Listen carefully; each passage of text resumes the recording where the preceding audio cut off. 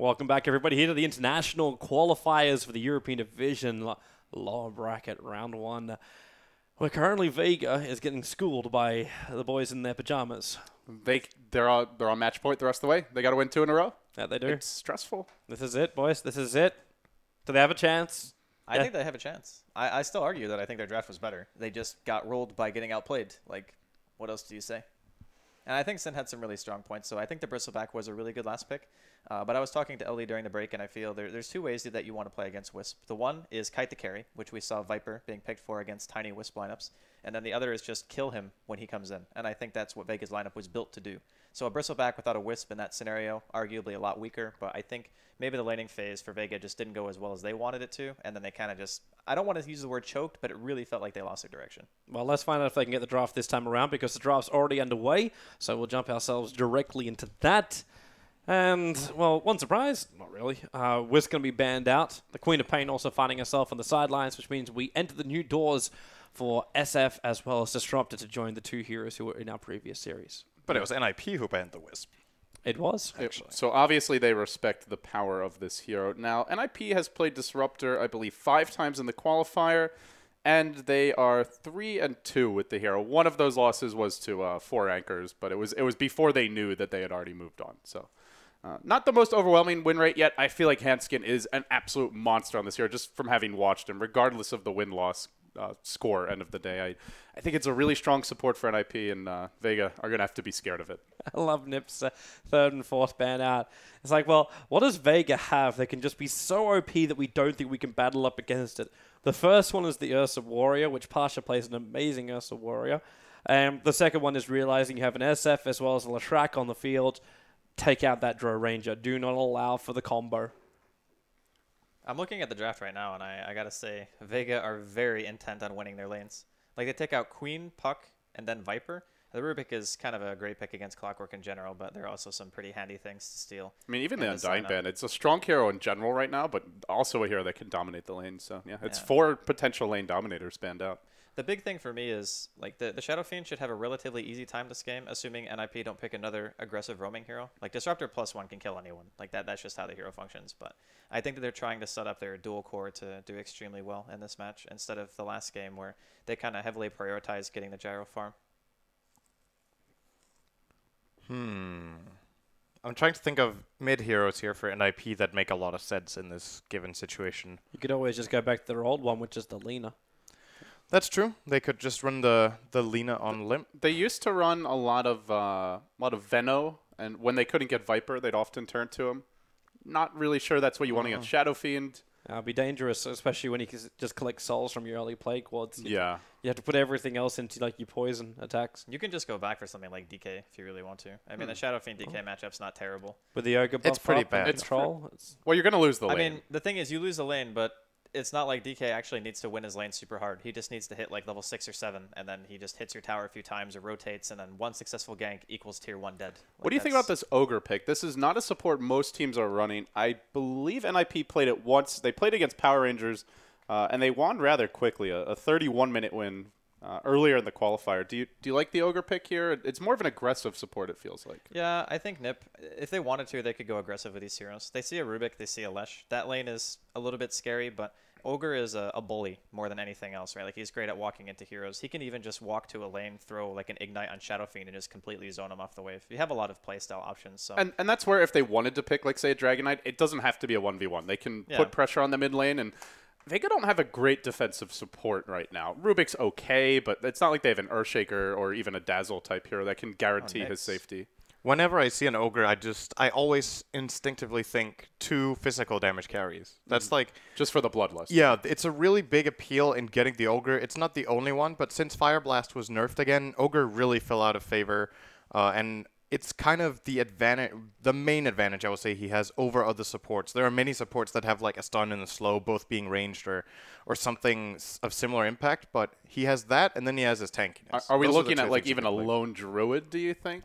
I was thinking that, but I don't think Ninjas play that at all. I can't remember seeing them run that at least. They have done some push cheeses, which is one of the... I mean, the rest of their lineup doesn't really push that hard. No. But they've been running like the Pugna, Undying, and I guess in theory a Bloodlusted Bear right now. Vega don't have many tools to kill it. They have decent physical damage from Shadow Fiend, but that's about it. I think any physical damage hero that rushes BKB is good for NiP, like just straight up. Like having Bloodlust is fantastic already on Gyro. I still think DK would work. If they don't want to run it, they can do something else. What are some other options if they don't want to go DK? Like there's Razor, I guess used to be pretty popular against Shadow Fiend. He's okay. I mean the thing is the only reason I think DK fits is because they don't actually have a good pushing hero yet.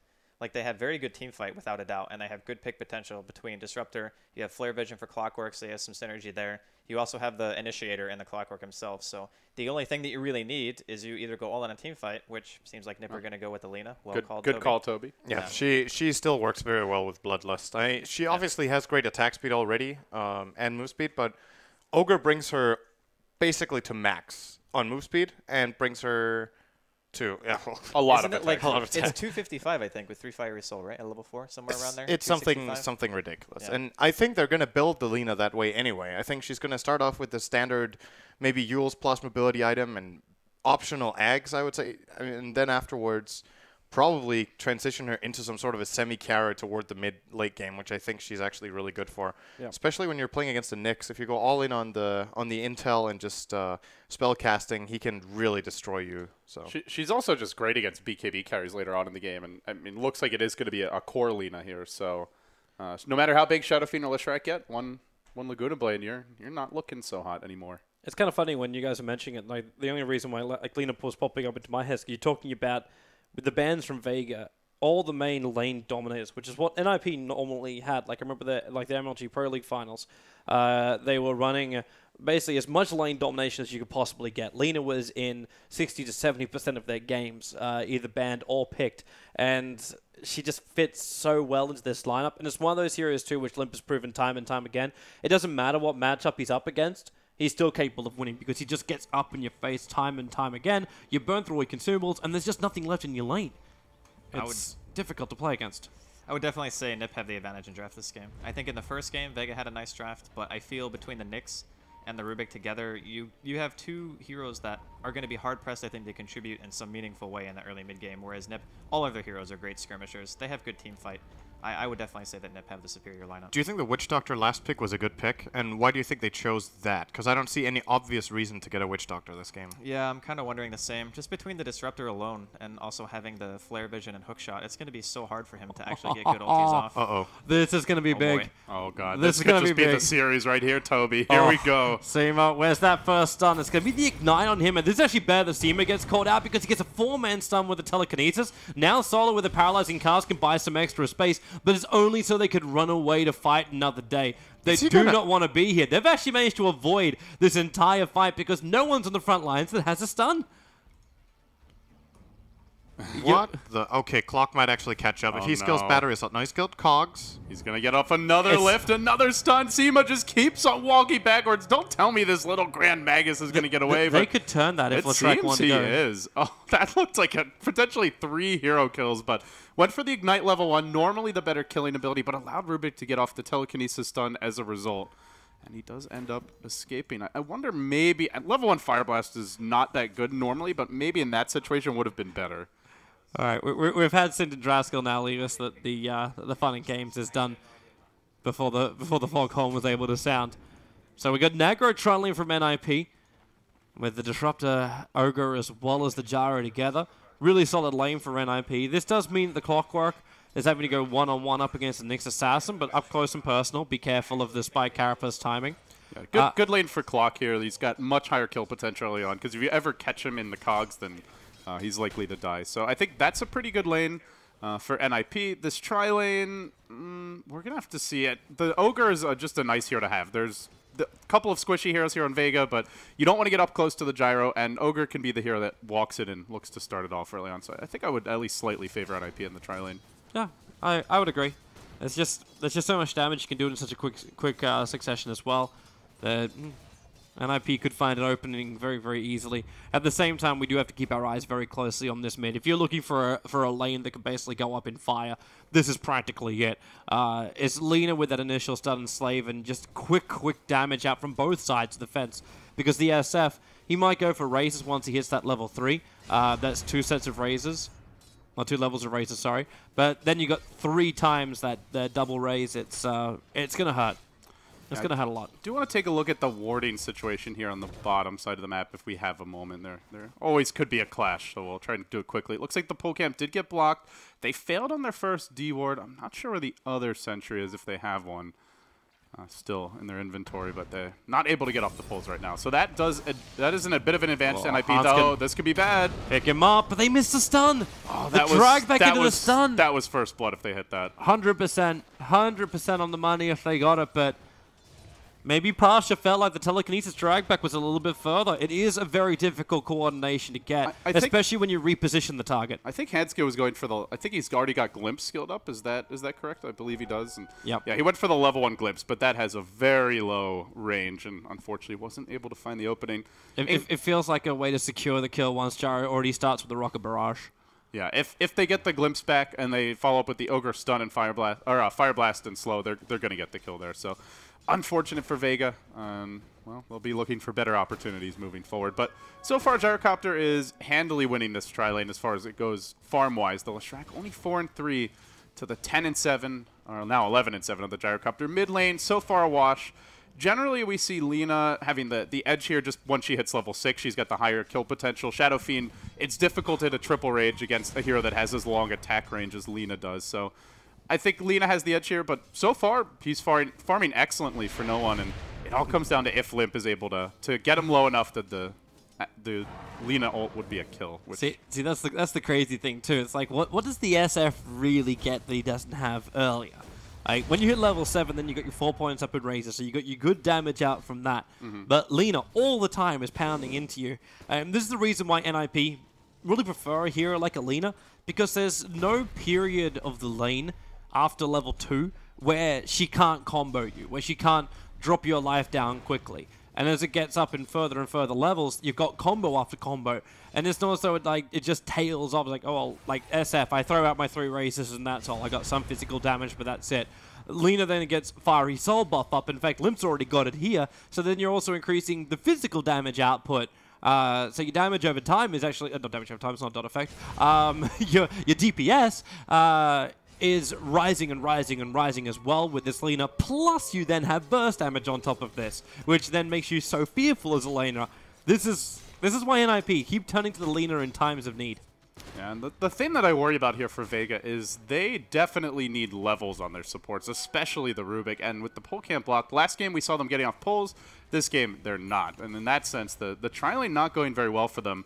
Once the 2 offlaners who are actually getting a 1v1 matchup hit 6, this lane could get very ugly quickly. I think if you're NiP, you want to have sentry wards picked up in the next minute or 2, be prepared for the next rotation, or just have a lot of confidence in your Clockwork's calls. But at that point, if Nyx is off the map and you're not farming, then he's kind of ganky you anyway, even if he doesn't get a kill. We'll see. For now, there's a rotation, though. They get a look. Shadow Fiend TPing back mid. Just got to keep up with the lanes, man. Keep up with the farm for now. At Limp. Keep your eyes peeled, not Laguna. This is the reason why Weapons. I know I feel so sorry for him right now. He'll be sweating like a pig. Just thinking. It's been a while since we've had on tri-lane action. Honestly, like you don't see it much anymore.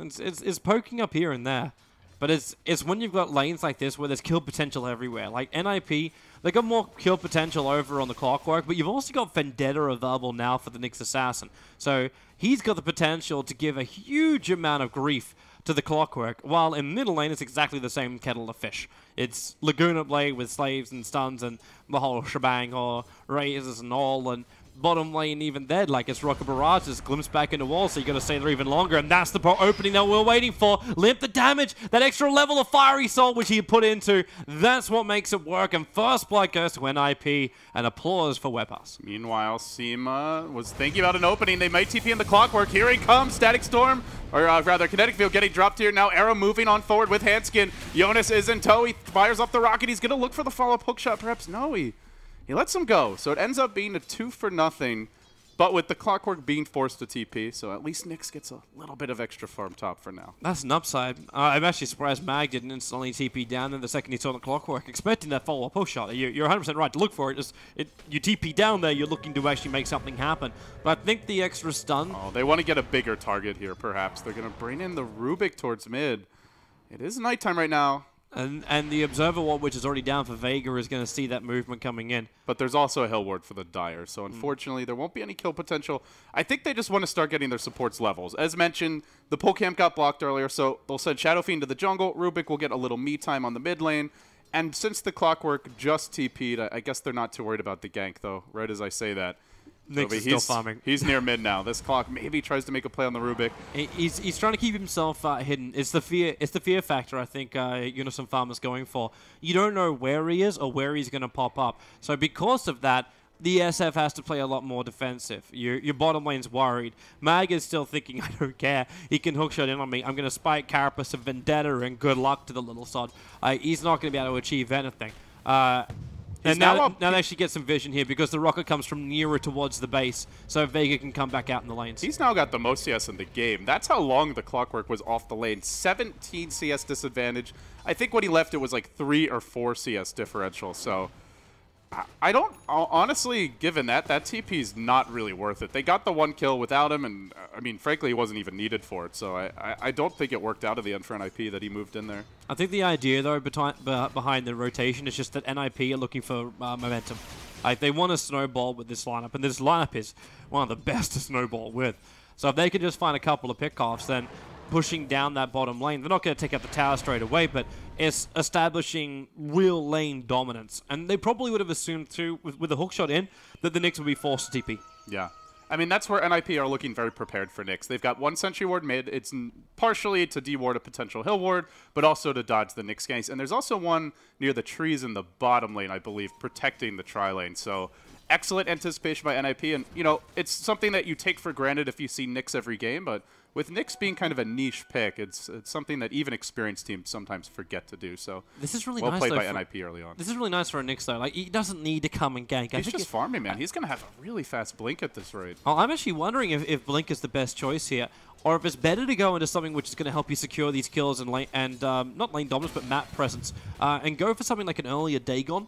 And hunt heroes like Disruptor, or I don't want to say Ogre, but potential getting a kill on the Lina. I know that, like Sid and Draska was saying, that you can sacrifice it a little bit and go for a more intelligence-based build, and this makes you a lot more squishier to attacks. Who's found whom here is the real question. Looks like, oh, where are you going, you little cheeky bugger? Get the hell out of my lane.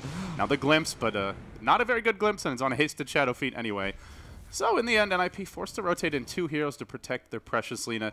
I definitely think Dagon's a good item this game, but I don't think it's the first item, because when you look at their draft, who else initiates?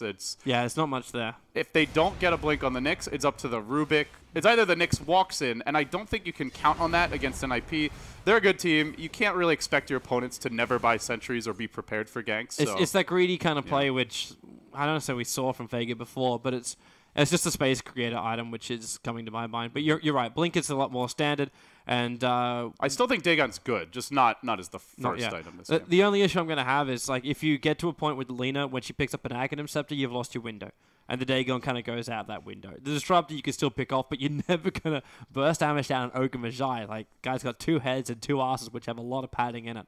And Clockwork is very, very tanky by nature, and so is the Gyrocopter. So I'm not seeing him having any real success with these heroes without having someone else behind him. It's also a really good Force staff game. You're up against Clock.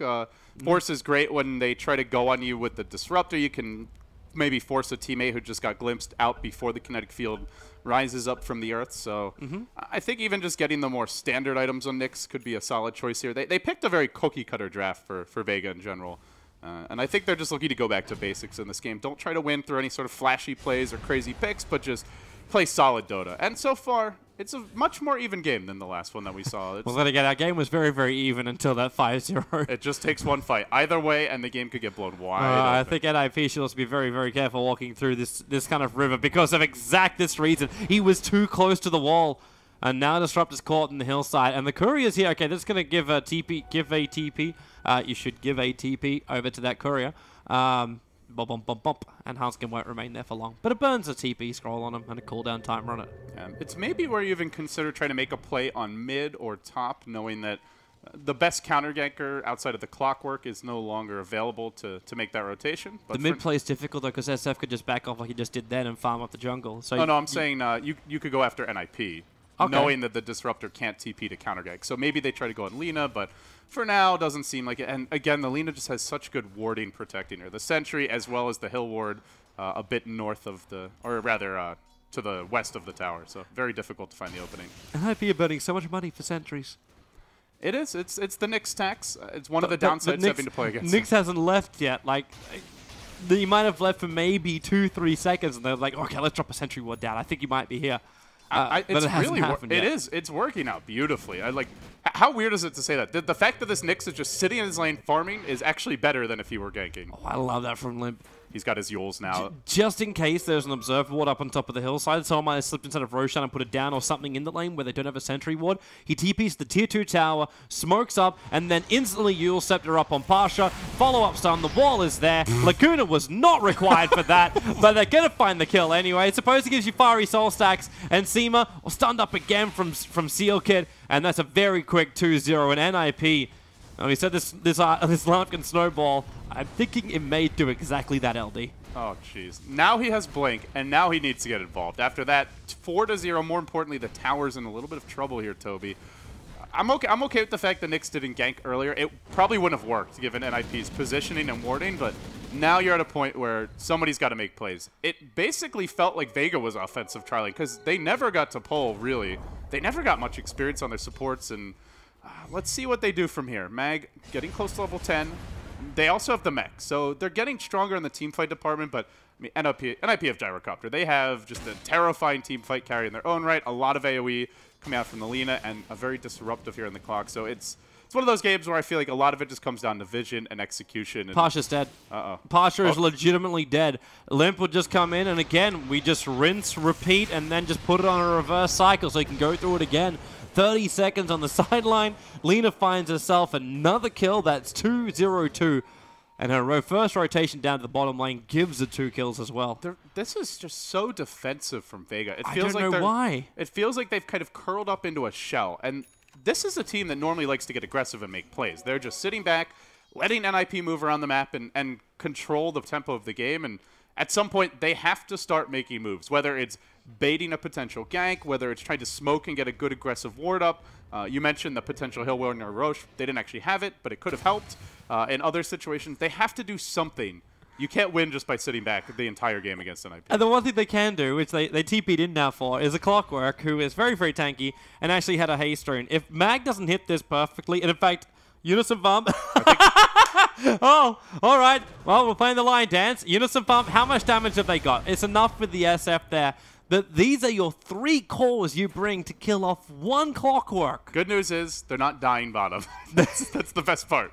If all 3 of them get top, there's no way they can die bottom. I think that's kind of the mindset here for Vega. Optimist LD. The good news is Shadow Fiend has been farming like an absolute monster this whole time. 121 CS at 14 minutes. It's almost 10 CS a minute. It'll make a difference once he has his BKB. The mech is sort of okay kind of thing, but until he gets the BKB, I'm not really going to feel his presence in the fight. But once he gets it, Toby, they have... Oh, yeah. They have only the Lina Ags against it, and not for some time will she have it. I think she's got 1 component. Yeah, the Ogre Club coming out. Could be a BKB as well. We'll see, but either way. It's Ags. It's the way Limp builds it every single time. And there's very little reason for him to get a BKB in this fight. So, yeah, he's going to be looking for the just kill them all style build. I think a lot of this game for Vega now is just about playing around the Shadow Fiend. They need to get mileage out of his early farm and momentum. They're going to smoke with Seema and Solo. But the rest of the team's off top. They've got 2 cores out. Uh-oh, there's the Glip. Static Storm was waiting for this. Era's also in position. And they're TPing in. Another death for Pasha, but here comes the backstab. No, Limp found the initiation first. Gets off the Yules on Solo. And now the Stolen Rocket Barrage going to work on him. The cooldown coming through. And the backside is no one. The Laguna ends the poor little Rubik. Ooh. And now the Death Ward starts to come out. Solo. Bit of a zoning Death Ward. They need more damage here. Mag walking forth, but they've got Vision on him. They get off the Thunderstrike. And now the hook in. Isolates Mag completely. The Lina stun comes out. Was Carapace. Still, Mag desperately tried to do something here. He gets off the stun, but there's no follow-up. Shadow Fiend's already limped away, and he does manage to blink out. Mag on the retreat, successfully escaping, but the Glips, it's Hanskin again and again, making plays. 8-2 now. The one which they set up in the lane, NiP. We all mentioned it so much during during the first game, but their vision is just superb. They knew where the fight was going to come next from Vega. Vega knew they won. Like, NiP knew Vega won a fight because you got the Blink Dagger on the next assassin. Everything was just leaning towards this. They saw the mech on the SF. It was leaning out to a 5v5 fight. And NiP, not only did they manage to bring down one of the critical targets at the start, which is the Leshrac, caught him out at the bottom, dead before the fight even begins. Your two supports, your Witch Doctor and your Rubik, who you need to have there right behind, causing chaos, were on the wrong side of the fight. They're on the northern part, trying to work their way down through their own jungle. The rest of Vega's cores were then TPing into the tier 2 tower, which they had to wait for them to arrive. And they went in one by one, and it was NiP isolated them. Lina was just quicker on the draw. She got off the Yule Scepter before Rubik could lift, and that completely screwed any chances of the backstab working. And yep. Just like that, Vega actually had an experienced lead. I think mostly thanks to just how efficient the Shadow Fiends farm has been, but it's all gone after one fight. This is NiP. Okay, your experience lead is going to be nice for a couple of levels, but what's it really getting you? You get your Death Ward level 1. It's not going to really mean that much for another 10, 15 minutes until you get up to level 2. And really, you want to have the Aghanim Scepter on him before he's going to really cause a lot of havoc for NiP. And even when he did, like, that Death Ward lasted for a grand total of 1 second. Because there's a lot of ways to interrupt it. The Disruptor used the Glimpse to start the initiation on the Leshrac, and he just went, boom, straight again. There's Glimpse, Yules, Lina stun, Hookshot. The Hookshot, the Cogs, and the Ogre stun. Eventually, maybe his 2 stuns. If he gets the Aghanims. Yeah, he's not farming a whole lot right now, but this stupid fella often finds a way. He's a sacrificial dummy right now. But once he has, I don't even if he's even going to worry about getting Tranquil Boots. With the amount of kills which are going on right now, does anyone actually have the Urn over on NiP? Because I'd assume that, yeah, there's actually one over on Hanskin. As well as on solo, so an Urn on both sides. Definitely a good Urn game. There's a lot of heroes that want to fight at this stage. I'm wondering, too, if the other intention of the supports from Vega was to try and just isolate 2 heroes by themselves. Telekinesis first stun. That gives time for, I don't know if we're looking at Malediction or not, but either way, it's like you get the Paralyzing Cask off. He doesn't actually have it, so it would have just been Paralyzing Cask into Death Ward and just try and bring down these 2 heroes and buy some space to breathe for Vega, because right now, NiP, they're not only breathing down their necks, they've got a torchlight underneath the shirt. They're seeing everything of Vega. Yeah, they've had great vision in this game, and, well, looks like Vega are going to start 5-mana. It's something that Draskell mentioned during the post-game. He wanted to see them group up a bit more, at least try to take advantage of their 5-man. Their 5-man isn't as strong this game, is one of the issues. There's, as you mentioned, so many ways to interrupt the Death Ward. They don't have that reliable, massive AoE stun like a Fissure. Leshrac stun's okay, Cask is okay, Nick stun's okay, but nothing super strong. And, well, this could be that one fight that just blows the game apart if NiP find their initiation here. They're coming for the smoke backstab. They have Limp in the front lines, and here he's going to go. Oh, he's got the Yules. Not going to start off yet. Waiting for solo, perhaps. Now the Death Ward comes off, and instantly he goes to work with the Laguna Blade. They realize when the physical damage will come. Even Unison farm the huge hook shot down. He's isolated the SF. Now they have lost their Ogre Magi here in NiP, and that's why they're wanting to back up. But Limp still managed to find himself a double kill. Hanskin, not a healthy man, getting lightninged up, slowed up, and then also split Earth to dead with the Rubik Fade bot to finish the job. In fact, he actually stole Slave, hence he had the double nuke during that fight. And that's a really good fight for Vega. Like, yeah, the Lina is getting fatter and fatter, but at the same time, they just took an even trade in a game where they are falling behind so quickly. Yeah, really nice fight. I felt like maybe it was not the right play to wait so long with the Lina there, as they allowed the, I believe it was the Nyx to get in and initiate the fight on one of their other heroes. Then they canceled the Death Ward, kill the Witch Doctor, but it kind of spread the fight out in a weird way for NiP. So. You were waiting for something like the Yule Scepter on the Nyx Assassin, wait out the Spike Carapace, and then they could just beat in. Kill the Witch Doctor right away. It still worked out okay. It's a 2-for-2. It's, like you said, a win for Vega, but not a crushing defeat for NiP either. Yeah. We'll probably look to slow things down now, and I guess the big thing is Lina Ags is coming for NiP. So, actually BKB. Wow. Okay. It is a really good BKB game. You've got the Carapace, a lot of nukes flying around in general from Vega. There's still Death Ward, but it allows her to be a little more aggressive as an initiator. She can go in now with Yules and just go for the combo. Doesn't have to worry about getting interrupted. But it does make her a bit more. It makes it difficult to kill the Shadow Fiend. I think that's the main issue. Yeah, with this. and that's what I was looking for the Aghanim Scepter. It's that quick burst on the one core that's doing physical damage. You remove him, and then the BKB of the Gyrocopter just becomes 10 times more effective. And not to mention the rest of the NiP lineup just loves life. Yeah, but he goes for the BKB. I suppose at this rate anyway, it may not matter because Uragan himself is not going to be too far away. It's good stats for now. The SF, though, is still going to be a very, very large problem. With Mech and BKB and no Laguna Blade to get the instant kill, you're going to need to isolate the SF. To start with, it's going to be the Witch Doctor. Limp triggers his BKB, focuses down on Solo, and he actually gets the kill straight away. He does not want this Witch Doctor in the fight. You will, however, lose your Magi and a hook shot in. They've actually isolated out no one, and the BKB's worn off for him. He's caught inside the storm. The Death Lord, he can't even kill Unison Farm. The Slave, which was on from Rubik, cannot actually reach the Clockwork either. So it's still a 2-on-1 trade. The rockets are flying down. There's no hook shot to go in there, but they're still watching Seema's movements. Huntskin, he's got glimpse in 5 seconds time. He'll get the wall up, gets the vision, but there's no glimpse. Actually, he stopped moving. He actually stopped his TP in case of the Light Strike Array. Either way, he's dead. There was the Yules there. It was the Yules? I think... I saw him take a footstep before the Yule Scepter kicked in. I'm wondering if he just thought, oh, Glimpse is back off cooldown. It was only 2 seconds, but... I guess he thought the Yules was going to be ready to interrupt the TP, so... Yeah. Either that or Light Strike Array. It could have been... I think the Light Strike Array would have taken too long if he tried to cast it, because it does have that wind-up, but... well, interesting build here from Pasha as the Leshrac. We have not seen a Leshrac rush a BKB in a long time, because generally... Leshracs are getting their farm early on, but I mean, to me, he's the one here that's really struggled this game out of everyone. The Shadow Fiend dies in that fight, but up until then, he's had amazing farm. Leshrac is the same farm as his Nyx Assassin, and when you look at how the lineups match up, you want a fat Leshrac here. BKBs on Gyrocopter and Lina, they will wear down at some point, and then Leshrac can be the frontline damage dealer, but he just feels like, I can't get involved, so we may just see him go straight into BKB here. I really don't think it's an eggs. He's a non-factor. At this point, I'd almost say he might, like Pasha might consider his duty to be walk to the front lines, trigger my BKB, and everyone hits me. So then the SF can come in and do his work. It's really where the clock pick is just so strong. This hero just ruins Leshrac's life until he gets BKB. And even then, he's still pretty good against him, because if he gets trapped in the cogs, sure, maybe you can't kill him, but he's not running your team down, and he's not able to make sure all his AoE is hitting multiple heroes throughout the fight. Hero's actually bypassing his SMY and going straight for a BKB. Now, he could have finished his SMY by now.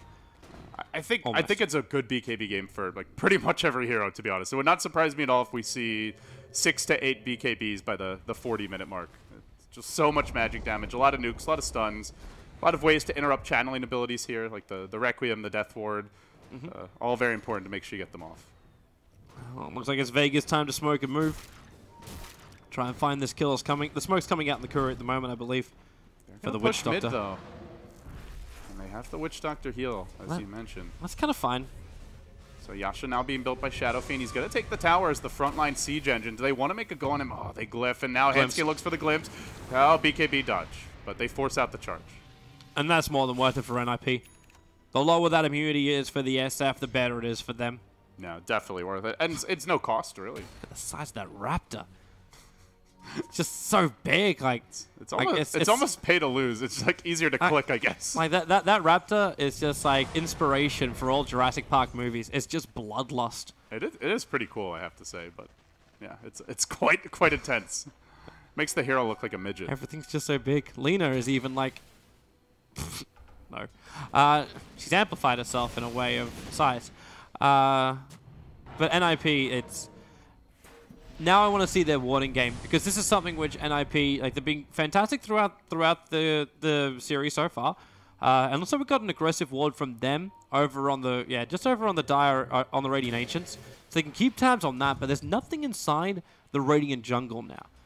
You left another ward which is sitting next to the Tier 1 tower in mid, but all right, take it back. Did that just time out? Sure, I saw a red dot. Yeah, there it is.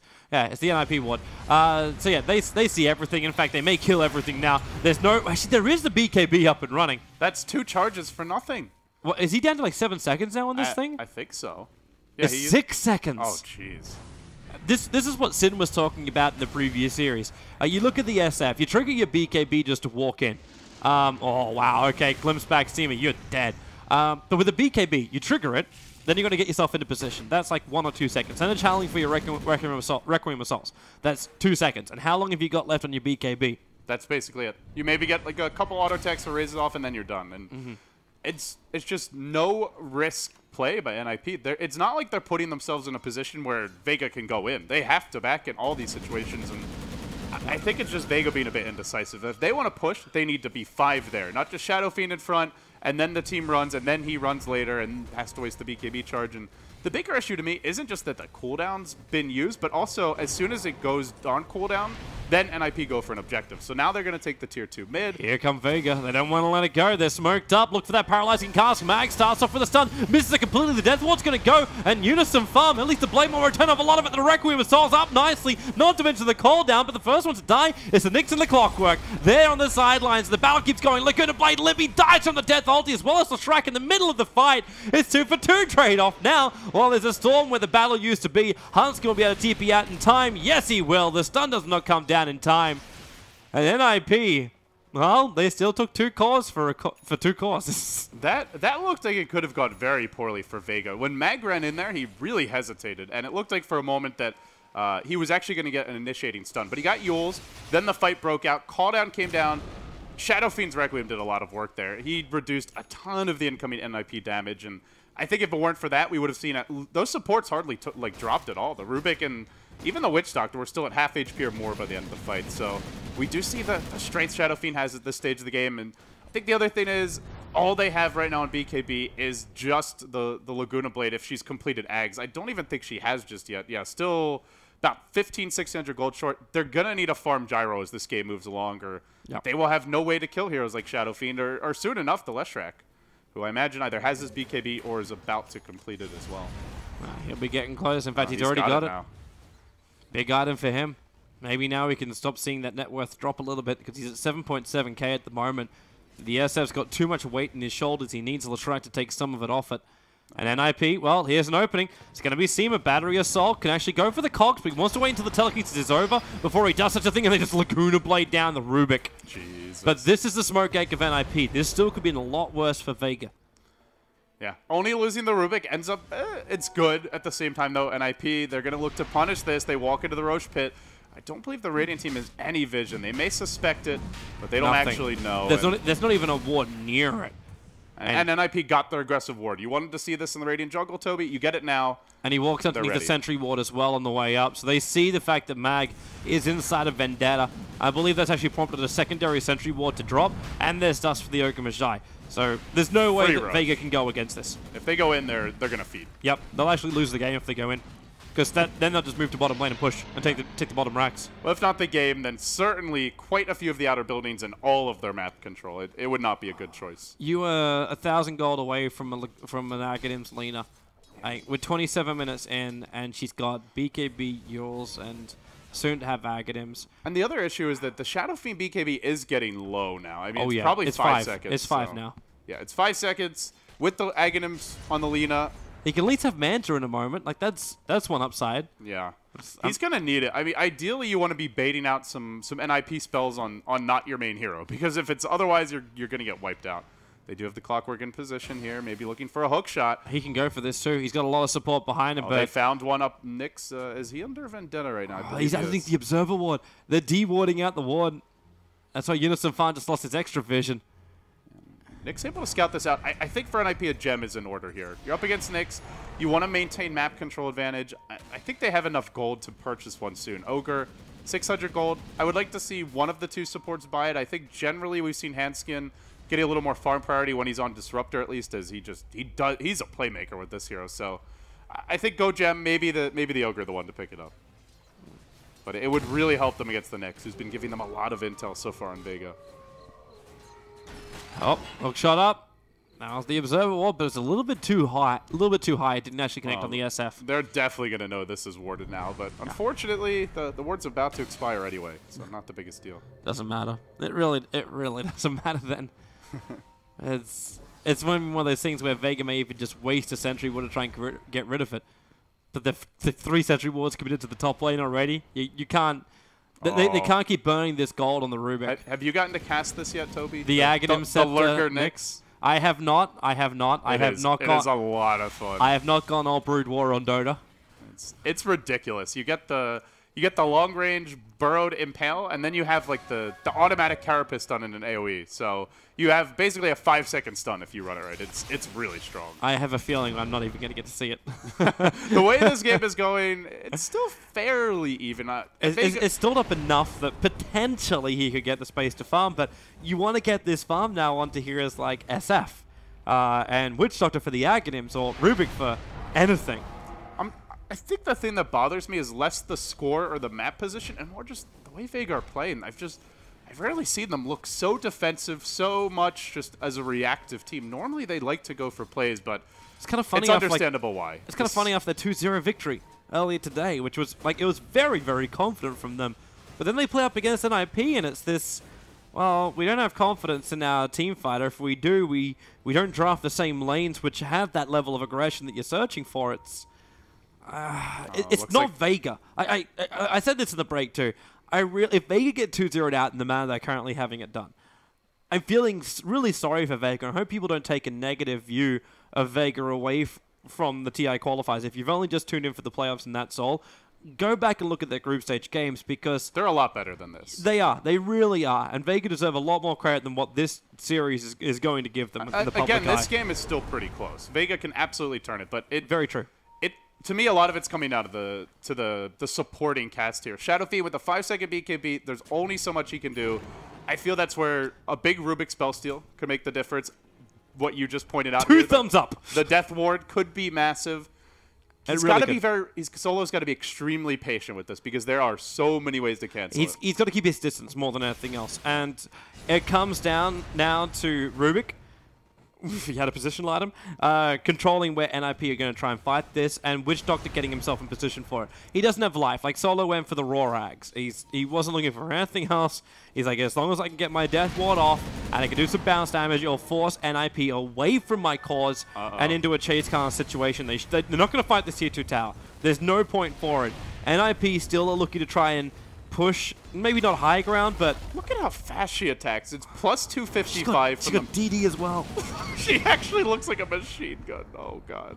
That is the Wrath of Lena is going to descend upon the Vega base now. They're up against the Toby. They got to come home and defend. She's got bigger guns than any other carry in this game right now. Like, she's just firing on all cylinders, and they're moving over, and the perfect move time as well. So Vega is coming for the Tier 2 tower. Now the Observers and Sentries are up. So again, Nyx Assassin can't find an opening. And Solo, the rocket revealed him. Mag being pushed away. Just let him die. They can't save him. And Mag, Blink, TP on the other side of the trees. But they see him as they walked up to the high ground. Glimpse, everything they kind of had to stop him from TPing was used. And Mag will end up dying in the trees. It's that ward off to the south in the of where we are now in the jungle. Well, they also have the one up on the hill. They've got two wards. One of them spotted those heroes rotating from the big camp in the middle of the jungle, down the rip, and then Jonas just throws out a great rocket to scout. Patient with the hook. He almost shot one that would have missed, canceled it, then shot again, and he found the one hero that can turn the fight, the Witch Doctor. He's dead off the bat, and there's just no way Vega can respond from there. It is still difficult, though, for NiP to get up to the high ground. And this is what I'm gonna say something which I'm probably gonna get flamed for later, but hey, that's just my life. Dodge, not gonna happen. He tried it. He actually tried it, but the fancy footwork wasn't enough. But the BKB TP out is, but again, it's on cooldown. It's like at least 4 or 5 total BKB charges that have been solely to walk away this game. That is not how you want to be using them. This is an item you buy so you can go in. Again. It's because they're leaving their cores in compromised positions where when they get gone on, they have to back. Yep. If they want Shadow Fiend up there, the team has to be planning to initiate, but it's also just NiP punishing. They found an opening, and again, it's going to be Solo. That stun having no effect over on Limp with the BKB, but Laguna played solid by Seema. So they've got some burst damage to work with, and this might be a way to kill off Hanskin. They don't think they have the range, though. Seema can't get it close enough. It's still a level 3 Laguna. It's so big. That's some really good burst damage. Yeah, what I want to see from Limp before he buys it is actually a Desolator. I think that's actually the way they could end this game, and they could end it and just shred apart Vega. I would not mind that at all, actually. But even without a Deso, she attacks so fast that she's She's hitting pretty hard regardless. Well, the Deso is primarily just for that negative armor and huge attack increase. Like, that in itself is just, it's brutal. And it's the tower pushing factor I'm looking for, because I'm looking at the rest of NiP. Gyro is not going to be killing the buildings. Neither is Clockwork. Gyro is getting to a point now where he can buy a Monkey King bar, which gives great damage during the fight, and he does have good damage against the buildings, but it's not how you rip through them, and that's why I think Desolator right now on Limp might be a good way to go. It could be a really good item this game, and it also addresses the issue of, well, can you finish off the Shadow Fee while he's BKB'd? Now he's got a Scotty. BTs. He's getting tanky, but no. BOTs for now, still good. It gives you a lot more playmaking potential around the map and can help kind of extend your advantage a bit further, but I would not mind some sort of right-click item. A Deso AC wouldn't be bad either, though it is quite a bit more difficult to farm. But hey, at this rate, Lita's going to have 6 slots this game. If it does go on another 15-20 minutes, nobody's slowing her down. She can basically buy anything to help, like anything she wants to. They can't kill her right now, unless they completely chain stun her. She just gets a Skadi of her own. Why not? Why not? Why not both? Once she throws out the Laguna Blade, nobody's beating her 1v1 at that point. Yep. Well, NiP going to slow things down a bit now. Perhaps going to wait for the next Roshan. He respawns in 1 minute. Gyro spent some of his money. What did he buy? I don't know. Oh, I think he got the Dominator. It was just finishing up the helm of the Dominator. That would explain, Because he had like 3,400 before. So he spent about a K. Because if he's going to spend more of his money, it would just be for the straight MKB. Probably MKB next. Just kind of the safe choice here to ensure Shadow Fiend can evade your attacks. You know they've been walking around with sentries. Do they have a gem on NiP yet? I really feel like they should by now. There is one on clock. Jonas. So, and he's the man walking the front lines. And, oh, hello, Mag. Hook shot in. Cogs to push him back, which separates the fight even further. Mag's by Carapace making it very difficult to finish him off straight away, but they still finish the job. Paralyzing Cast's going to go back into the creep wave, not the heroes, which means the rest of NiP, they can keep chasing. In fact, BKB, that's going to go from no one into the Requiem. Well, he may as well. And yeah, there's a good Death Ward position from Solo. Keep letting it go right now, because Limp will end up dying, and then it goes into Era. They're all too close. NiP, they're losing too many, but the Storm now is doing this work. Hanska will pick up a double kill. Era just wants to get out of here. The stun won't do any effect. The BKB was still up, but NiP, that's the disaster play right there. Jonas fired a hook into the trees, and he missed the Witch Doctor. He got off an extra like 4 or 5 seconds of Death Ward because of it, and it cost them the fight. If he hits that hook, I think it's at least an even fight, if not a wand fight for NiP, and the whole team was counting on it. They're like, okay, he's going to cancel he's going to cancel it. We're going in, and he just missed. Shit happens, man. It's Dota, but that was a very costly whiff, and all of a sudden, this game is looking a whole lot more even. That was a gigantic swing of momentum. The big upside for NiP is the fact they did kill off that SF, so he's not getting completely out of control. But the Leshrac survived. That was probably the bigger thing for me. The fact that Lesh is able to get through the fight, and it means he can move into his next item. Finally, he's actually lived for once. This poor guy has been having a rough game, or at least, I mean, it feels like it. He hasn't died much recently, but Solo. As soon as they win one fight, they're gonna give up a kill elsewhere. It looks like completely caught out on his own. That ward off to the left is doing a lot of work, along with the ward that expired a bit earlier in the jungle. NiP, did they lose their gem, by the way? I didn't actually. It would have been on the Clockwork, and Ogre recovered it. It looks like. Yeah, looks like he did. Sealkid's got it. Okay, that's pretty big for NiP. You've lost your Witch Doctor. And Aghadim's. I know he's building in for it, but I'm still not so sure about the Aghadim's Leshrac in this game. I think he just thinks it's too late for Bloodstone. Normally the build is the Bloodstone, Octarine Core. I think he's going to go Aghs and then straight to Octarine. At this point, he's dying a decent amount, and he's not really racking up kills. Feels like the Bloodstone isn't really worth it. So the Aghanim stats can help you. I can understand that. Era, Courier's now bringing out his Monkey King bar. The item slot, more than likely they'll try and protect Limp. He's the best one to bring up a secondary time, but they're actually going to give it to the Gyrocopter.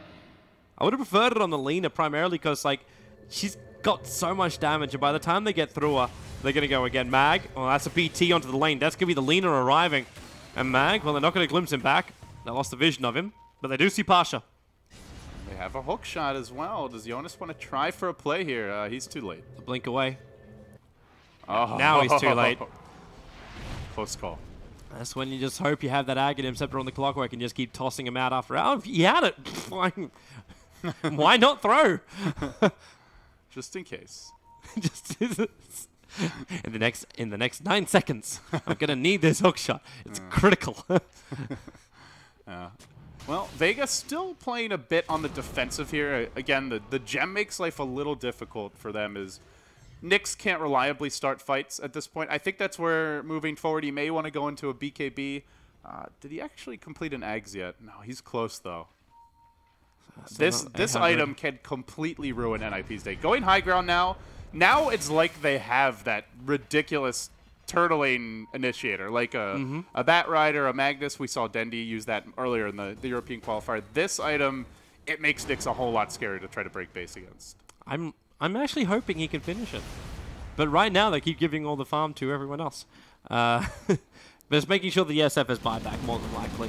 Because if we check the buybacks just before this next fight is going to begin, so yeah, you got one for SF as well as Rubik, and the Gyro and the Lina. So the Lina's going to come back straight away because of BTs. And Era has the Aegis as well. But here comes the backstab. Vega swinging around from the rear. They want to engage. They might find Seal Kid first. Illusion scouting things out, but no one gets the jump on Seal Kid as Pasha moves forward onto Jonas. He hooks in, trying to engage the Requiem, reducing incoming damage. They stole the hook shot. Seema could look to turn this one against Era. Is he going to fire that hook shot? Not just yet. He jams himself in forward, and the Shadow Feed does heavy work during this time, but the Death Ward gets canceled. Now Witch Doctor on the way out. The Aegis coming back for round number 2. Limp will be brought down. Excellent stun coming out from Mag, but they need a bit more. No one's still fighting his way through NiP. They'll kill Era a second time. It's a triple. Oh, Toby, what a hold so far. Oh, until the last moments when everything starts to explode. 5 dead and an Aegis wiped out. Vega finally finding their stride here. Impressive combo play. Huge things for the fight. So not only just the stuns, but the fact they took the Ogre out of the fight to start with. So NiP lost a large amount of their control. The Clockwork spent most of his time running away from the BKB Latrak. Like, that's when he just freaked the hell out. And Rubik was the untouchable. Like, he is literally stole Enchantress's ability and sat at the top of the fight and was just dealing ability after ability after ability and tossing around. Like, yeah, he had that hook shot, then he backed up and just tried to just control the fight from above. So Unison Farm's like, yeah, sweet, fantastic. I got my hook shot, I got my cogs up, but I don't control anything. No one took out the Ogre from the start, and then Era, with this cooldown, it started to look really good for him, but Solo, there's your Death Ward play. There's no Son of Valor because the hook shot was already, like, they already used it. So what do you got to really cancel them out? You get your stuns, but Mag comes back in for that huge double stun. There's actually, and while that was happening, they lift up Jonas as well. And from there, the fight was lost. To me, they need to prioritize killing off the Witch Doctor and to some extent the Shadow Fiend earlier. But like you said, great Death Ward there. They never end up killing the Shadow Fiend until the fight's basically over. And he got off all of his spells, the Requiem, all the raises, got off the BKB, was auto-attacking the entire time, slows down the Gyrocopter's attack speed. Just a very discombobulated fight from NiP. And like you said, I think Rubik probably the most disruptive hero in that fight, along with Mag on the Nyx. Who, by the way, is about to get his eggs. 15 gold. So now things get really interesting now. This is essentially a dead even game. And I think, if anything, Vega, a bit more favored here, is NiP do not have great solutions for BKB. They have a kind of mediocre level of farm on the Gyrocopter. Sure, he's got attack speed. So does Lina, and they have the Bloodlust, but there's just so many ways to blow these heroes up in fights, and they're just not finding... They need physical damage from Lina. They're not finding quick kills. They need physical damage from Lina. That's where it has to come out from. I thought the Desolator might be a nice little bit of a stopgap thing to help them try and finish the game nice and early. But now, with the farm the SS managed to achieve, he's probably even considering... I don't know if he'll be considering the Butterfly, so you've already got the Monkey King bar over on the Gyro. Yeah, he's actually just going directly into damage up to the Daedalus. Once he gets Daedalus, they will have to burst him first, because Gyrocopter, as we've talked about in many casts, he's a spread damage carry. He does not have single target burst, and they need to kill Shadow Fiend relatively early in the fights. That item is huge for a Witch Doctor. A BKB up. Now there is only one thing, or a second thing with an upgrade. I don't know how close that Disruptor is to an Aghanim Scepter, but without it, they're not going to stop that Death Ward. He's a long way away. Well, I think they lost the gem in the last fight with 5 heroes dying. Yep. Not sure who's currently holding it here, but NiP are going to... They might have bought a new one. It's on Mag. No, it's on Mag. Yeah, they have to be very careful. But this is just... It's brutal. I'm fairly certain that Blink Dagger is purely for the Witch Doctor. They cannot let him get a any duration of that Death Ward out. Blink, hookshot, go, cancel. Kill him. The other cool, this does open up some cool options because you can blink in, just drop the cogs, then immediately hook or force yourself out. I think he has a force dev at this point. We haven't actually really looked at him. No force, but he can just hookshot himself away. So it gives him another way to initiate and then still, without having to sacrifice the clock off the bat. It's something that I actually saw used when Havos was playing Lifestealer one game. I forget who it was. Someone used it against him. This pesky clock would blink in, cog him, and then force staff himself out, and then Havos would have to blow his rage, or he would die. And then you go back in with the hook and actually kill him. So kind of a cute play. At the same time, the difference here is Vega don't have like a melee damage dealer. Everyone, well, Leshrac is fairly low range on some of his spells, but they have Shadow Fiend, good attack range. I don't think it's quite as effective here, but like you said, it can give them the jump on the Witch Doctor and maybe force out a BKB at the start of the fight. All right, so Vega, where do you make your play here? Do you wait for Roshan? Do you even go earlier? The Gyrocopter now has a Satanic, and we're getting into that zone that we were talking about probably like 5-10 minutes into this game when the momentum was starting to kick up, where it's like, okay, how do you actually kill the Gyro once he has this Satanic, once he has his big 5-slotted items? Because it's a Monkey King bar. Oh, they can definitely kill him. They have the Death Ward, they have the Shadow Fiend auto attacks, and his BKB has to be wearing quite thin as well. If it's not already down, it's 7 seconds. So it's actually pretty decent for 45 minutes. But if you take that out, like the initial conversation we had was if the Gyrocopter can survive the initial damage, then can they kill the Gyro? I think they have plenty of damage to kill. It's more, to me, it's more. I'm more for NiP. I'm wondering if they can burst anyone because they're not really single target heavy aside from the Lina, but. At this point, even Alina Ags, like you look at the HP pool and the key heroes you want to bring down, no one has 2,600 health. Witch Doctor is 1,600. Leshrac sitting around or above 2,000. And Mag also has Carapace to worry about, which potentially, if you don't have your BKB active, can really hurt you in the fights. It seems has an Aghanim Scepter on this Rubik. Like, if he can steal any of the ultimates from NiP... There's actually 5. There's 5 good Aghanim's ultimates he could steal here. Though the Gyro probably the worst amongst them. Yeah. But still good. But still, it's in a global cooldown he could use at any time. Go, Toby. So that's fine. And Mag, well, blink up. He's going to go for the first stun. Remember, he's still got that Burrow, Pasha, follow-up stun. They got Seal Kid isolated. Limp going to trigger off his own BKB and get the hell out of here. They know they haven't won this one. It's only a slave being stolen, so it's fine. But they've just lost the Ogre Magi and Roshan. He's still 2 minutes away from spawning. It's 2 minutes out of the 3 potential minutes. They do have the glimpse on Handskin. He's going to find one right now, pulling Mag back in. He did get off the Carapace here, holding Aaron position. Solo still has his Death Ward. He's going to let it fly. Straight onto Aaron goes the hook shot, does interrupt it. Then the cogs come through onto 2. Yoda's going to sacrifice himself for the greater good, but is there enough follow-up damage? Zima stealing the cogs, but didn't do a whole lot. But then Era's BKB ends. He gets bounced back, brought down. The Shadow Feed stands strong. Going to lay into Jonas. Will kill him off as well. It's a double for no one, and now the route is on. NiP forced back. They just cannot fight once these BKBs fall. Man, they really, really can't. I don't know if we're going to get a quick replay of that one, but it was the Gyrocopter's timing. The Gyrocopter's timing when his BKB went out, it was very similar to a fight that happened in Roshan when he ended up getting pushed up on top of a hillside. Now Pasha, okay, that should be, okay, Laguna Blade in 8 seconds time. He's going to be Glimmer. Glimmer. No detection. One creep on the side, but that belongs to the Radiant. There's 3 heroes here. Shadow Friend wanting to come back in. I think his BKB is about to be ready because it is the... Hansen's got Blink. He won't be able to catch him, though. Yeah. No easy initiation here. Yeah, but that Gyrocopter, he triggered the Satanic. Okay, yeah, we get to watch it now. Okay, so this is in slow motion. So Mag is like, okay, sweet. I'll get the double stun. I'm dead. Doesn't matter. Solo goes to town. The hook shot instantly cancels. Was exactly what they wanted. And then the actual isolation of the SF. And Era's like, sweet. I've got this. Switch my treads up. And now Satanic, boom, pushes it up because of the stolen cogs. And then, boom, down. Yeah, so first he gets pushed by the cogs, and then he gets cast. So I don't even think he attacked once during the Satanic, and that cost him any chance of surviving there. Really well played by Vega, and it's where BKB's growing low is going to become a concern for both teams here. Carries that get caught out of position can be punished. And in that case, Glimpsy backs Nyx.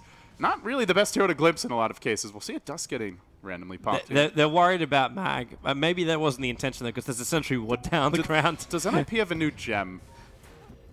Do they...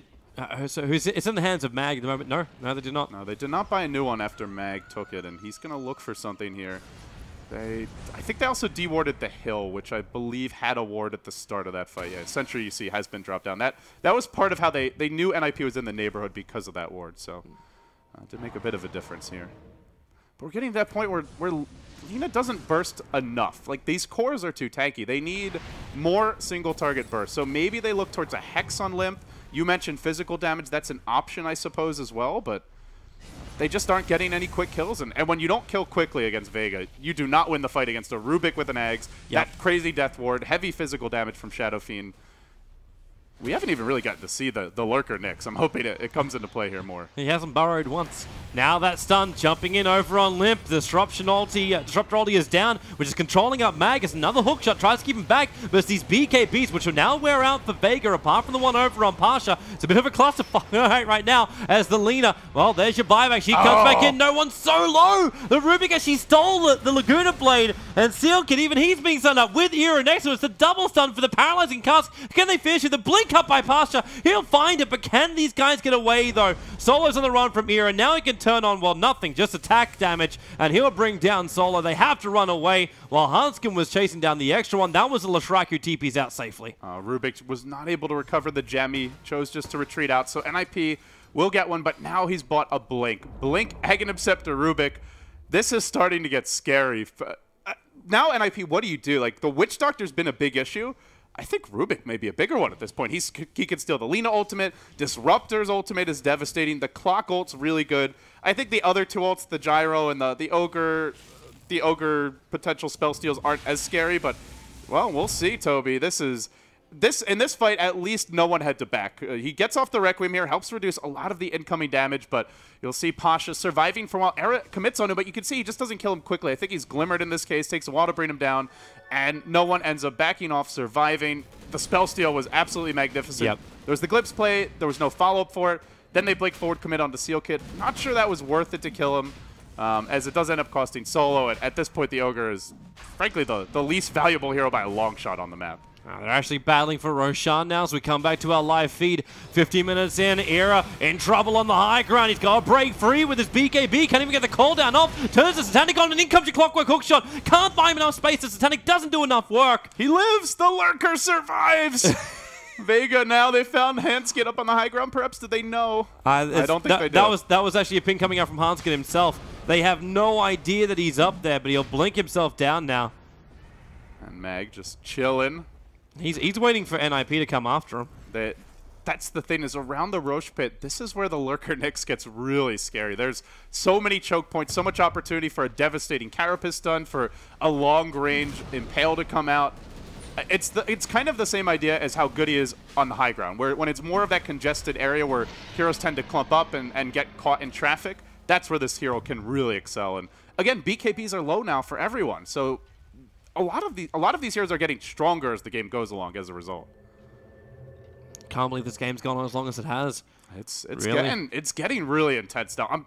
It just feels like Vega have much more ability to make plays in these fights, mainly because the Rubik has an Ags and there's not enough single target burst on NiP. Yep. The funny thing, too, is I'm just waiting for these BKVs to all be down at 5 seconds. Like, it's immunity! Wait, no, there's actually nothing available now. Because they just come up so early and been burnt so much by Vega. Yeah, I mean, Hanskin's going to get stronger as well. He just completed his Ags, and the same thing also holds true for Vega. They will also have, I believe all of them at this point are 5-second BKBs, so... I think all of them basically have the Aghanim Scepter as well. Like, Leshrac got his. In fact, there's only the SF who won't buy one. There's so many big playmaking supports this game. The Witch Doctor, Rubik, as well as the Disruptor. All three of these heroes can almost single-handedly win their team the game with a really well-executed fight. I think it's going to be pretty soon that no one's going to sell that mech of his. He's going to need the Satanic during these fights. He's still walking around with just the casual Yasha. That's the only 2 slots that's left which he would be comfortable in changing. I'm just keeping my eyes on Seema here. This has been a pleasure to watch. I have not gotten to see a Rubik go late for some time now, but here comes Vega. They're feeling like they have the momentum. Shadow Fiend sitting on 6.6k gold, getting to Mushi territory pretty soon with buyback ready. Yeah, watch those buybacks. Could still pick something out. Those buybacks are so critical right now. In fact, there's nothing available for NiP. The Gyrocop's getting enough money right now that he can buy back once he gets a kill on one more thing. But that's going to be all. And Hanskin's hoping he can find... Like, the second foot is placed on that stairwell. He's looking from for Vega. the glimpse. Yeah, he wants to drag him back so you can isolate the hero. If you can bring down one of these Vega players without having to leave your base, you've already won the fight if you're NiP. And meanwhile, Leshrac did go back for the Glimmer Cape. We mentioned it briefly in the last fight, but I like the way he's adjusted this game. He went for cheaper items that let him fight a little bit more early. Didn't go for the standard build. A lot of players will just see the build that works the most often, and they'll just go for it blindly every game. So that, of course, would be straight into the Bloodstone, then you get your BKB, and then you go Octarine Core, maybe mix in Boots of Travel along the way. But he adjusted the build. He went for the Ags first, after the BKB, and now he's just going what I imagine will be straight into Octarine. So does miss out on some of the benefits of Bloodstone later on in the game, but he's also been able to have an impact in the fights, whereas I feel like he just would have fed had he gone for the standard build here. All right, what is SF dropping? Is he just dropping the Yasha? Is he just selling the Yasha? Oh, actually, he's got it at the moment. I think for now you swap out the MKB for the Yasha, and then later on you can maybe complete Manta. I don't think Manta is really the best 6-slot item this game. I'd prefer to see a Satanic, potentially at some point maybe you even pick up the extra 6-slot or 7-slot refresher just for another BKB and an extra Requiem later on in the game, extra Satanic as well, but we're not quite there yet. Well, here they come. The courier still hasn't arrived yet. So this SF's on the front lines without that new Monkey King bar of his. A lot of Blink Daggers out as well. Witch Doctor did pick one up, and he's playing awful aggressively here on the front lines. They know the Lina buyback is, I think it's cooling down soon, but I'm not sure if she actually has it just yet. They're looking for the opening here with Mag. Here they come. Beat into it. There's your hook shot down. They just isolate him. Line strike array, and the wall's down. And Pasha, well, he BKBs at the very, very start, diving in very, very deep to chase down Hanska, who's got his ulti off into the Laguna Blade. They've gotten through the Shrike and went down solo, but Solo from the trees with the ultimate. That's a big position, but no one's in range of him anymore, so it's not doing any more damage. The SF will finally burn the Aegis Immortal as Unison Farm. That paralyzing cast may just be enough. The stun was too short. They can't finish the job. The Malediction may be enough to pop him before he gets back to base, but you've still got the rest of the fight going. He will end up surviving, so it's still only one player down. It's 4v3 here, Toby. I don't think they can fight into Vega, not without their BKBs, and they have the cheese still available. The Lurker Nyx can be the zoning hero here if need be. Jonas trying to get in position. He wants to stall this thing out. He's in the trees right now. He's looking for the opening, but he gets lifted before he can throw out a hook, and now Solo re-engages on him, glimmering as well as popping the Blade Mail, but they haven't actually fully caved in the bottom lane, only getting the melee racks thus far. Cogs getting stolen by Seema. He can look for a play here. He tries for the Blink Cog and ends up not really doing a whole lot. The call down coming through as well. They stun Arrow. They bring him down. Look at the Nyx assassin. Mag making plays from the ground. He blinks back out to safety. They do catch Seema with a hook shot, but no one has been left entirely unchecked this fight again with the Cog steal as Lip finally rejoins the fight. Double buyback prompted. They will get Mag, zapping him away, but there's still 3 buybacks up on the Radiant squad, and the lanes, well, they're kind of pushed. They're not all the way in just yet. No, but this allows NiP, after the fight, yeah, they did expend 3 buybacks. It wasn't anywhere near as costly for Vega for it all, but they can start pushing out the bottom lane. They can force the buyback of the Nyx Assassin, that's at least one thing, or just getting control of their lanes back is even bigger. We're getting to a point soon, too, where Era's going to just realize the fact that he needs to go all out here. Like, he cannot rely on just, well, his current items and his current damage output. He's the highest net worth for NiP, really, but the damage isn't scary. The only damage is from Limp, and, well, Rubik's doing more damage than he is right now. Oh, and Clockwork, that's big. That's big. If he can get the kill here, he's mainly isolating Pasha. It's a 5-second BKB. Misses a stun, but Limp, that's why he's there. The Death Ward's not going to work. They cannot stop Solo. The BKB's working, but Unison Farm, he's around the tree lines. They didn't see him. He could potentially go for another hook shot, but it will be suicide to do so. Well, in the end, the Leshrac forced back, but does end up surviving, which was the big kill NiP really wanted. They pushed the lanes out, but they're not able to find any additional kills. And, well, looking at buybacks right now, only the Nyx Assassin remaining with one. But we'll get another look at the top fight. The Glimmer Cape on Hanskin does a lot of work here. He takes forever to bring down, and you could see what Solo is looking for. He blinks over the Lina, finds the Death Ward. Unfortunately, NiP, as you mentioned during the fight, were just a little bit too far away. This almost was a Death Ward that hits all 3 for the full duration, but just a bit too short. Yeah, you actually need a Lina to stay alive just that fraction of a second longer. But both Solo and Seema, they're playing from this fog of war on the tree line. That is just ridiculous. I actually can't believe they're going in this deep. Like, this for me is that point, too, where you ask yourself, okay, Vega, finding kills is obviously critical. Forcing buybacks is great against NiP. But remember, you're still going to win the game, and maybe this is one way to do it. We've already started our next team fight as, well, NiP, they've already managed to bring down the Witch Doctor to start with. Pasha in the middle of this fight. Mag's going to join him, burrowing under in the middle of it all. But What's he going to get? Once on over on Era, they've managed to bring down the Ogre, or will about to in just a moment. There goes your Requiem Souls to kill him off. Slow down that damage as well. Hanskin on the run, and once he got a glimpse to pull Seema back into that Static Storm, as he only managed to give him Thunderstrike. But Era on the run out of here. Mag's getting in front. There's that stun. He's still got Satanic available, so if he needs to turn to attack, he won't be able to anyway. He'll end up dropping. No buyback is available. There is one from Ogre Magi, which has now arrived, but it's a 3-on-4 situation, and you don't have a lot of damage here for NiP. There's no buyback on Gyrocopter. This might actually be the game. NiP looked like they could potentially close out Vega 2-0, but Vega held strong. They had the one big team fight top, and it's been a steady ascent ever since. A 20k gold swing plus. I think everyone on Vega has stepped up this game. Mag's been magnificent with the clockwork, or with the Nyx Assassin Aghanim Scepter. No one's done his job, has gotten off the Requiem every fight. Pasha's recovered nicely after a terrible start. Seema has been making huge plays on the Rubik, stealing.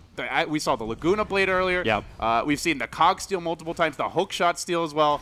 He's been a playmaker. This could be the last fight. In comes Jonas. That's perfect from Hanskin, though. He's able to get that double ulti off, and that's where the Aghanims upgrade. While Unison Farm is probably going to die for the cause, they can bring down the Leshrac, bring down the SF. Double buybacks are on the way, but it's buying time for the rest of the NiP heroes to come up, especially that Lina, but they're already BTing in. They want to end this, and they want to end it now. Seal Kid's going to drop. Mag dropped low for it, but it doesn't matter. They're all dead right now in NiP. The buyback from Disruptor, but they're going for the GG push Vega, leaving the top ranks alone. It's over. This is going to Game 3. They couldn't kill the Nyx. Mag just sits there, taunting the Ogre unburrowed. Even got multicaster, just tanks his way through it. 5-man down the tier 4. Vega, hang on. And they still have a shot, Toby. One last YOLO. One last YOLO, NiP. Give him something to think about. Yeah, you give that Laguna in. And even when the wall is up, this should be it for NiP. Lip will be picked up. I'll drop him down, do him with the Death Ward. Good game, well played. 60 minutes and 23 seconds it took for that fortress to explode, and it really looked like NiP had the control from the start, but Vega, patience is a virtue they have displayed very, very prominently in this game. Finally, they seized some opportunities and took some fights, and I felt like they were kind of passive in that game, but they showed that they were waiting for the right fights. Once they found them, they got aggressive, and ultimately they feel they just flat out outplayed NiP. But with that, we'll welcome back the expert analyst here, Sind Draskell. We've got a Game 3 on our hands. We came in here like 25 minutes ago. We were thought it was watching over? from outside, and we heard yelling. We're like, ah. And obviously, NiP were going higher, and they were going to win because you guys are 5 minutes ahead of the stream out there. So Cinder and I came in here expecting the game to be over very soon, and we were very, very mistaken in that regard. I do want to mention that neither one of us had faith in the Witch Doctor pick. I'm not sure how impactful it was during the early game. Neither did Hani. He was like, what is this last pick? Yeah, all three of as us were like, we don't understand why they picked this hero. But I guess if you get to Aghanim's BKB Blink Dagger, now it makes sense. It's a little bit better, you know, not bad. Now, to be fair, nobody picks Witch Doctor expecting that kit. Maybe you get Ags. That's normally about it. And then you have to fight. That's exactly the point, is the Rubik and the Witch Doctor both had way more than you could ever expect them to get, realistically, inside of a game. So I guess the impact of the heroes changes drastically, of course, as you build items, as does every other hero. But when you see them in draft, you often just assume, they'll never get that. They'll get like their normal allotment of items, Yes. not double. It is a big comfort hero, though, for Solo, and that might be one of the reasons why they did end up going with it, because Solo loves to do these whole things where he doesn't even care if the cask will bounce. You know, paralyzing cask, Maledict, and let the Death Ward go, and just see who is willing to stand up against him during a fight. Yep. So it could have also been for that other reason, too. I thought they were just very patient in some of the later fights. We would see, like, Magwood got glimpsed in, then the one fight up near the Dire Ancients. Nobody panicked. He just carapaces. The whole team kind of resets. They wait for their opportunity to go in. I think at that point you had the Rubik manage to steal the Cogs. He waits for the Gyrocopter BKB to wear off. Then he blinks it in Cogs. Then Witch Doctor throws out the cast. They didn't seem like they were panicking or stressing in these fights, which to me was a total change from Game 1 where... You know, I think you guys said you thought that was the stronger draft of the two. But hey, maybe for Vega, it's less about what they draft and more about how they feel and execute during the game. Yeah, I wanna highlight. I'm not sure if I saw that particular fight you mentioned because it might have been in like that 5-minute gap we were talking about. But I noticed it was something Toby pointed out: the team fight around the Roche pit where Era gets off the Satanic too late. For me, that's out of everything I saw in this game, that is the biggest turning point because he expects that. It's like Satanic is a difficult item to use because you want maximum impact out of it, so you want to use it when you're pretty low, but there's always the risk when you use it too late, you get burst down and don't even get it off. I think in that fight, if he gets 2 or 3 Satanic hits off, it goes the other way. Because I think he even had Flak Cannon on still. Yeah, I think it would have gone the other way as well. He would have killed 3 or 4 heroes alone. It's kind of like it was so hard to predict though because the cogs which ended up doing that were the ones stolen by Rubik. Oh, yeah, sure. So you're not going to be sitting there going, Rubik's going to cog me. But it's still, if you're Gyro and you have the damage items Era does, if you use Satanic when you're on half health, you get the full effect out of it. Like, you aren't in a position where you can heal 2,000 damage with 3 attacks. And they're going to keep on doing damage during that time, so Yes. you're still getting some extra healing out of it. It was just too greedy. It was a little too greedy. It's kind of like an Enigma player who wants that 5-man black hole instead of just being satisfied like with the 1 or 2-man black hole. And I mean, but let's give Vega credit. They played a hell of a game. NiP didn't play terribly. It just felt like they didn't execute as well as they did in game There one. was even a third engagement. You guys mentioned the fight top. That was the first big turnaround going the way of Vega. And then you mentioned the Satanic and the Roche Pit. I would also say that there was a fight where Limp TP'd into the tier 2 middle lane. He died. He bought back. Yeah. And then he used Laguna with no other spells off cooldown and then actually got his Laguna stolen and then died zapped. again. So the thing was, it was obviously good presence of mind from Seema to steal the spell, not taking any credit away from him. But the fact of the matter is, if you're playing against an Aghanim's Rubik, you need to make sure that you have another spell to use after Laguna. Because if that hadn't happened, like not having that dieback means they get more pressure on middle lane. You know, Limp is just automatically, he lost like, what, 2,500 gold or something around there because of those stats? Maybe even more than And that. And he walked in forward at the start of the fight and like totally sacrificed himself. And then he's like, okay, I've baited this fight. Let's take it. And they just get crushed. And it's actually a really good point because I think I saw that, like, it was that exact scenario, I think, happened 3 times in a row. They engage with, he uses his, I think they glimpse a hero in and then they Yules him, I think. Or either maybe that or they just Yules. Yeah. So Yules is a hero. He's waiting for the Yules to end so he can drop his stun. And they just, while he's waiting, they just blink stun with Nyx. And he doesn't get BKB off and he dies. And it one of the happens, like, times 2 or 3 the times hero, in a row. one of the times the hero he glimpsed was a Nyx, and he didn't. I don't think he either didn't have BKB or he didn't use it. Then he just gets stunned anyway. Yeah. So I think Limp in that game a little bit too, what's the word I'm looking for? Reckless? No, not reckless. Formulaic in how he approaches the fight. No, he just didn't. He was too greedy. Let's just call it that. He was too greedy with not using his BKB. And I think at some points in time when he was too greedy with it, it was already a 5-second BKB anyway. So Yeah. it's like there were a couple of mistakes. I want to say NiP kind of threw it away. They never had a massive lead, but I think they had a good enough lead. We both thought their draft with what they had was going to be good enough. Era also, in this game, he's usually a really strong player. I think he had a couple of moments of weakness. He ended up with a random Sanj in his inventory. I don't know how that happened, like what that was supposed to do. Seemed like a wasted 2,000 gold to me. It was him stopping going to SMY. Yeah, and that 2,000 gold goes into something else. Maybe, who knows, he would have had a butterfly somewhere along the way instead of that Sanj. There's a lot of things that add up over the course of a game like that, and Vega just took advantage of chaotic fighting more than anything. Do you know what, boys? We're going to do something different that we've never done in the history of the TI5. Would you say in the